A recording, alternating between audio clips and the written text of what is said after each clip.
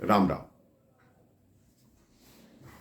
कई बार आपने देखा होगा कि हम किसी को प्रणाम करते हैं, किसी को नमस्कार कहते हैं, किसी को राम राम बोलते हैं तो कई लोग हमारे उपहास करते हैं, हमारा मजाक उड़ाते हैं। वो सोचते हैं हम पुरानी पीढ़ी के हैं, पिछली पीढ़ी के हैं। आजकल तो हाय हेलो का ज़माना आ गया। आजकल ये राम राम कौन करता है, प्रणाम कौन करता है, नमस्कार कौन करता है। लेकिन मुझे एक छोटी सी कथा याद आती है कि राम राम कहने से एक व्यक्ति को क्या लाभ हुआ, वो मैं आपको बताना चाहता हूं। एक बहुत बड़ी फैक्ट्री थी जिसमें श्याम नामक एक व्यक्ति कार्य करता था। उसका प्रतिदिन का नियम था, वो जब आता बाहर खड़े हुए सिक्योरिटी गार्ड को राम राम काका कहकर आता और शाम को जब जाता तो राम राम काका कहकर उस फैक्ट्री से जाता।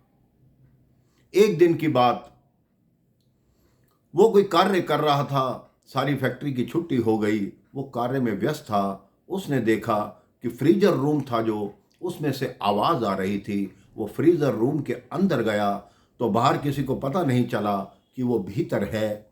उसने बाहर वाले व्यक्ति ने फ्रीजर रूम का दरवाजा बंद कर दिया और वो व्यक्ति भी चला गया। अब वो अंदर से उसने खोलने का बहुत प्रयास किया, लेकिन अंदर से फ्रीजर रूम का दरवाजा खुलने का कोई उपाय बन नहीं रहा था।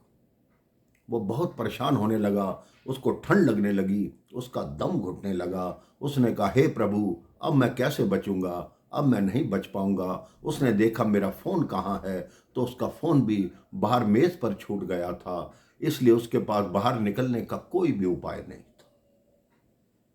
फैक्ट्री की छुट्टी हुए लगभग 1.5 घंटा हो चुका था। उसने अचानक उस फ्रीजर रूम के दरवाजा खुलने की आवाज सुनी। उसने कहा, इस समय फ्रीजर रूम खोलने वाला कौन आ गया।